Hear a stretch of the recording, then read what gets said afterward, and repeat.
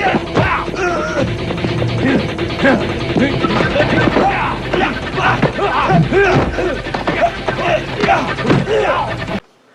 this is Matt once again. Welcome back to another review. There's another paid request, this time for Chad.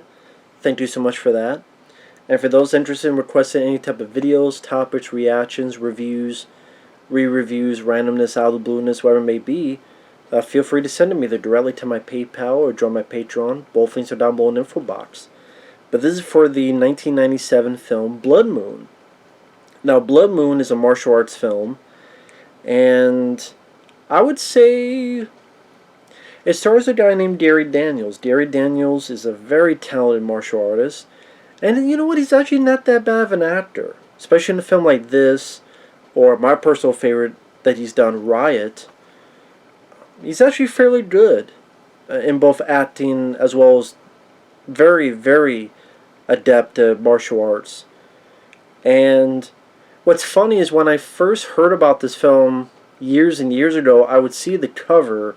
I don't know if I can get the cover over here, but when I looked at the title and the cover, I thought it was a werewolf movie. Because I'm like, okay, Blood Moon.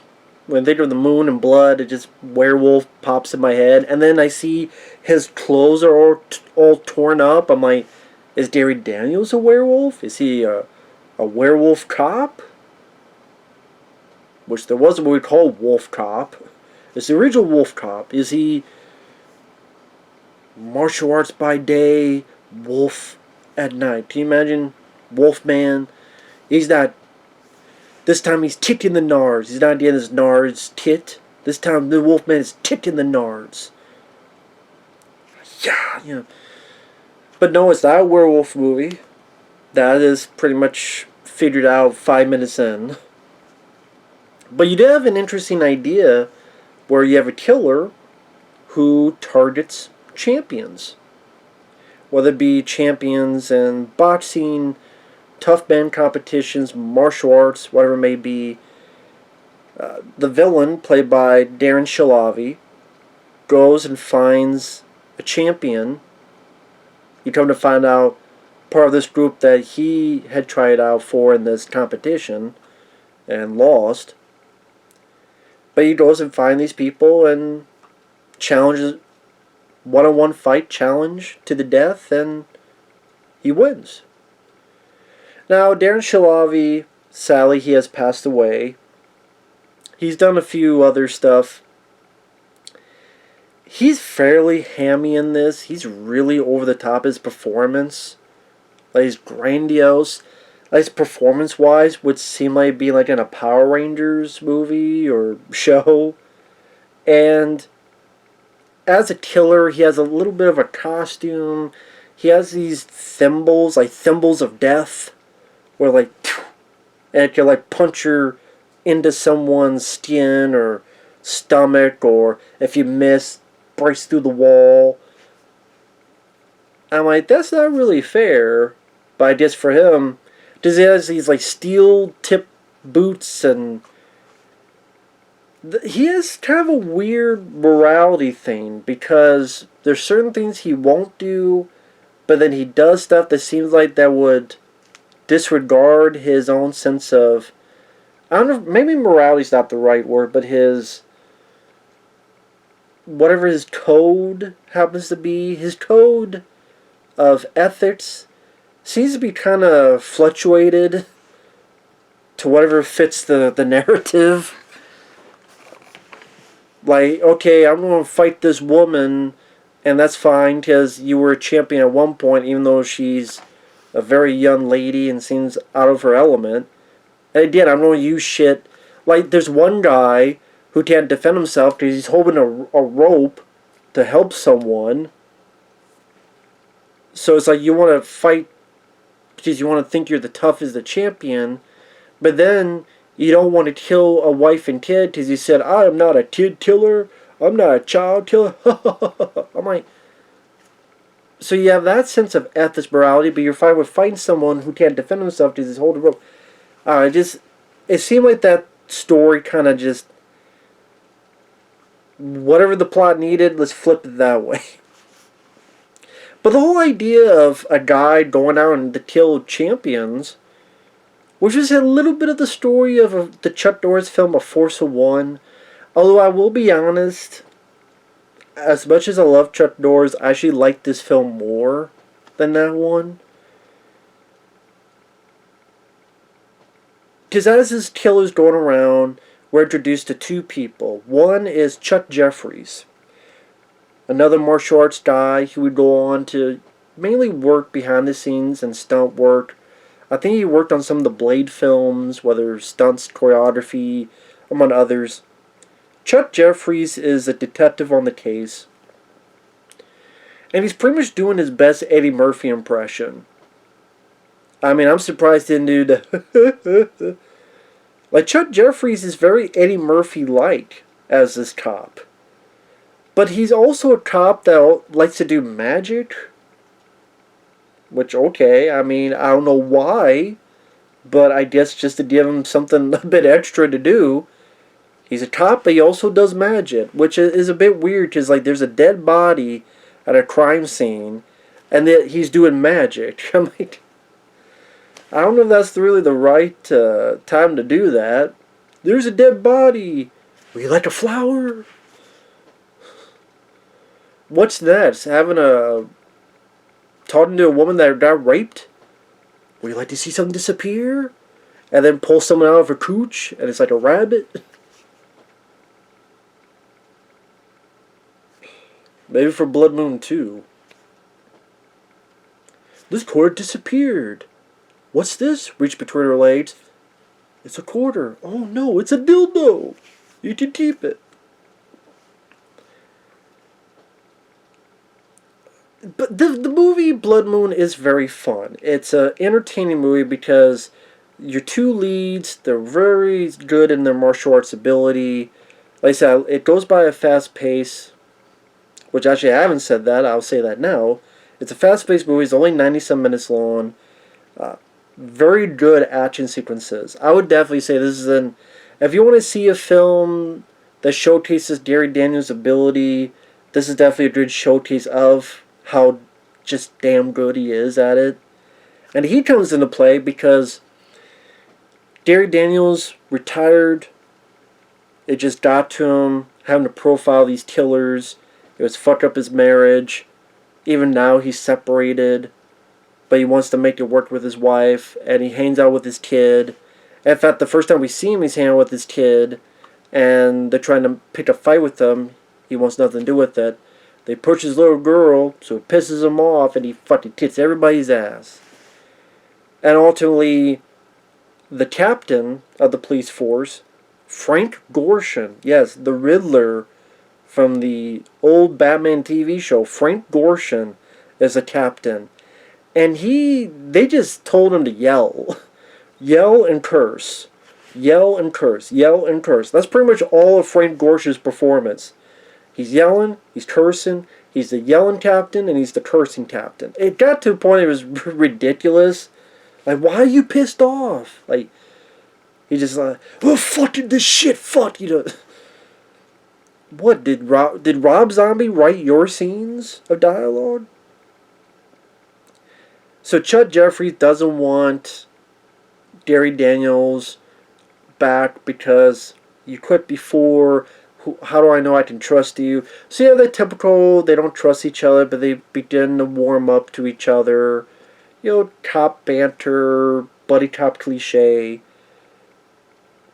But they have some, fun bits of banter where they say something. They're talking. And Chuck Jeffries goes, what, is it because I'm black?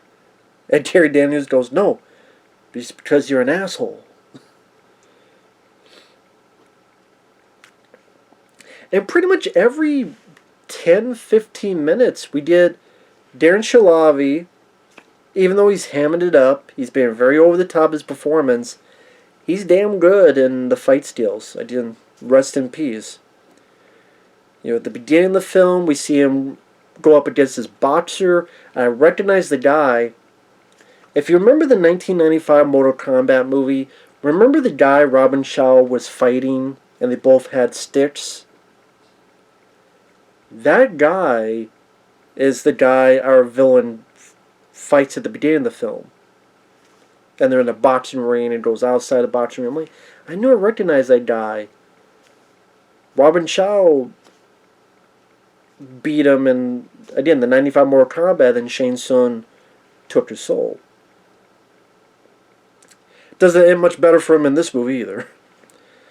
Another fight Darren Shahlavi has is with Rob Van Dam. Yes, Rob Van Dam from WWF, and before that, ECW. The whole fucking show. Rob Van Dam. Great, I did not need to see him try to fuck someone on top of a pinball machine.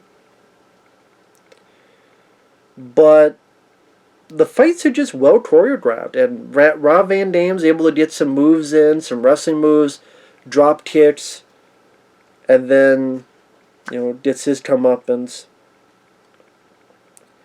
There's also another fight that Darren Shahlavi has. It's a really solid sword fight, where him and this master, who was Gary Daniels' instructor,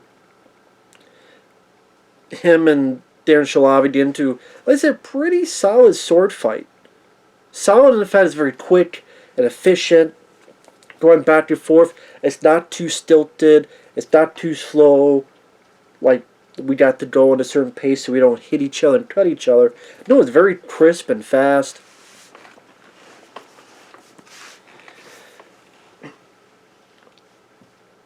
So you have, again, a little bit of a different motive for the killer. Killing champions because he wants to be the best. With a bit of that buddy cop cliche banter. And some damn good fight scenes. It doesn't take too long, so I think the pace worked rather well.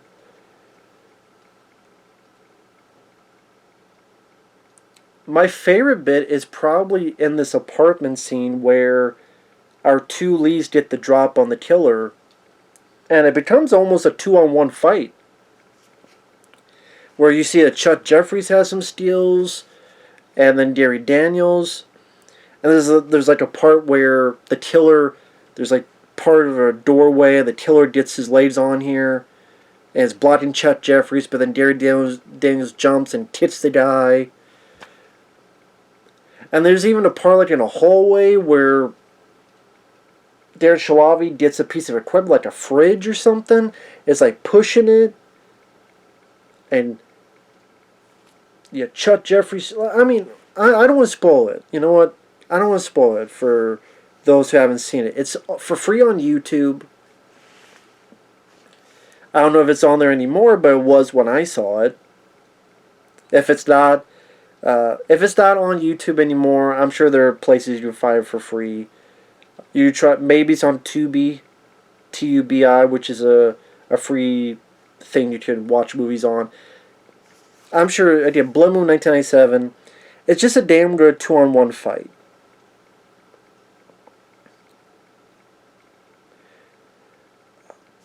And then you have a pretty decent finale where Chuck Jeffries helps out for a little bit, but it's mainly Gary Daniels versus Darren Shahlavi, while Shahlavi has Gary Daniels' wife and kid in trouble.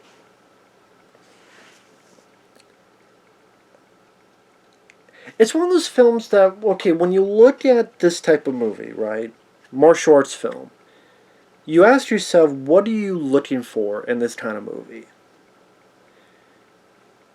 Maybe characters, story, acting, action. Acting-wise, Gary Daniels, like I said, I'm a fan of his. I think he, compared to other martial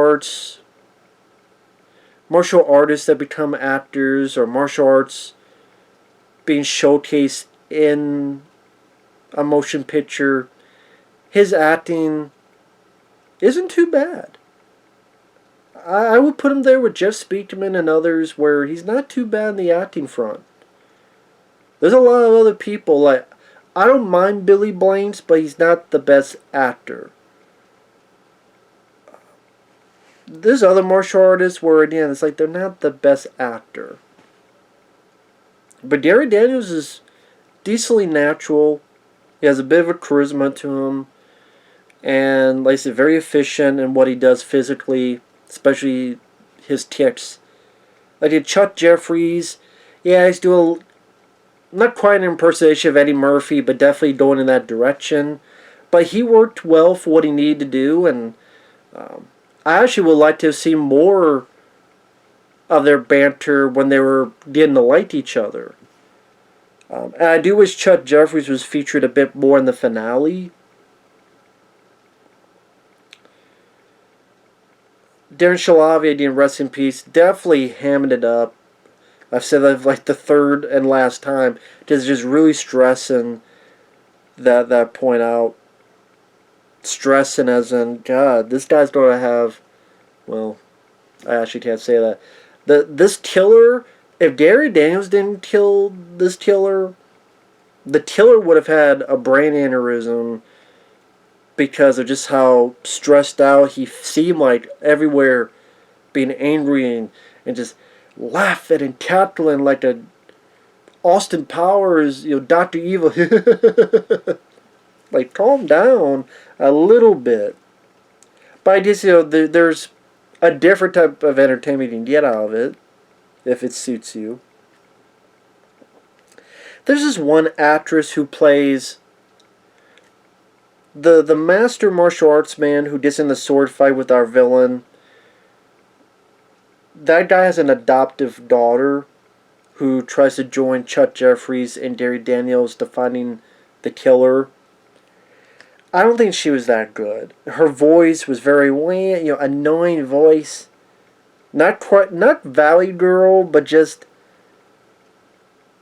I don't know. It sounds stupid. It almost sounded like if Lisa Simpson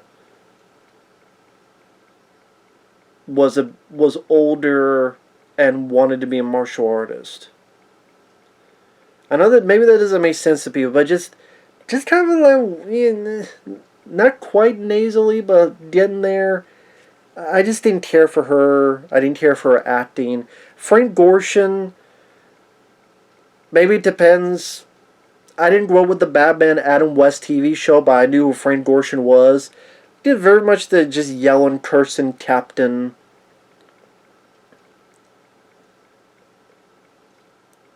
Like him and the villain were very much hamming up their performances, while I think Darren Daniels, Chuck Jeffries were decent for what they needed to do.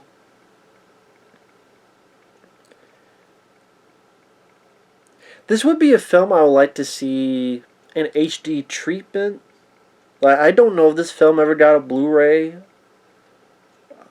Just the version I saw, sometimes the picture quality looked a bit, I don't want to say fuzzy, but I don't want to judge it because I don't know if it was just the version I saw or if that's how the film was actually shot, picture quality, cinematography wise.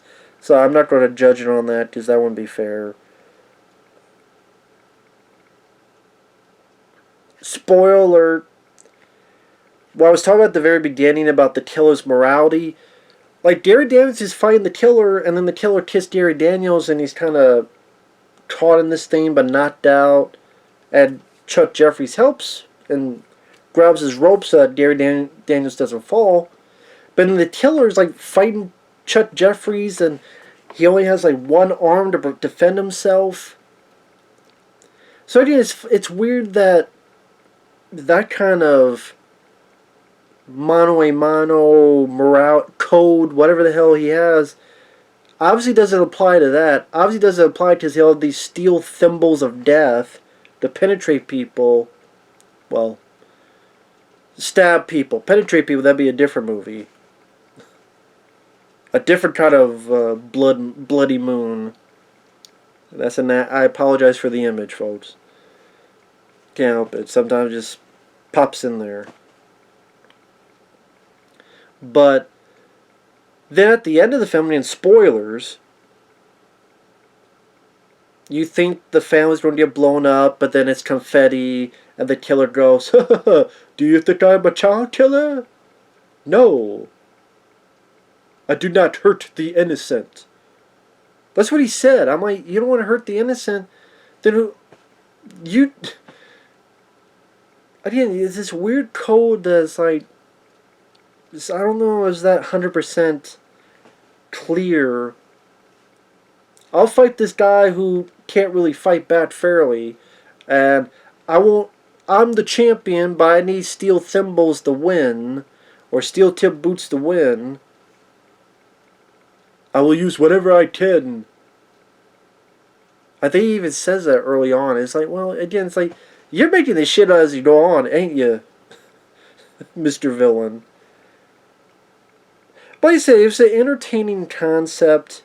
It's a short enough film. It doesn't overstay its welcome. Gary Daniels, I think, is one of the more underrated lead martial arts guys of his time. Riot is my favorite. This would be in my top 5. I know he's doing the live action. He was in the live action Fist of the North Star, which I don't mind that film. He did a film, was a Cold Frontier. He did a film with Isaac Florentine, and that was a pretty decent one. That would be in my top 5. But I know Riot would be number 1. He would also be in The Expendables. He had the bit at the end where it was Jet Li and Jason Statham versus him. He was in Tekken from 2010. He was in that movie. So he's popped up from time to time. He had a shitty fight with Steven Seagal in Submerged because he wanted to have a good fight, but Steven Seagal said, nah, I'm just going to flip you and kill you. And, that pissed off Gary Daniels because he's like, wait a minute, we do have this good fight. Nah. So, I don't blame Gary Daniels for being pissed at that. But it's like, hey, what can I tell you, Gary? It's Steven Seagal. Bloodmoon, entertaining film. Like I said, if you like martial arts, it's a fun one. It's a fun one. Really good fight scenes, nice choreography.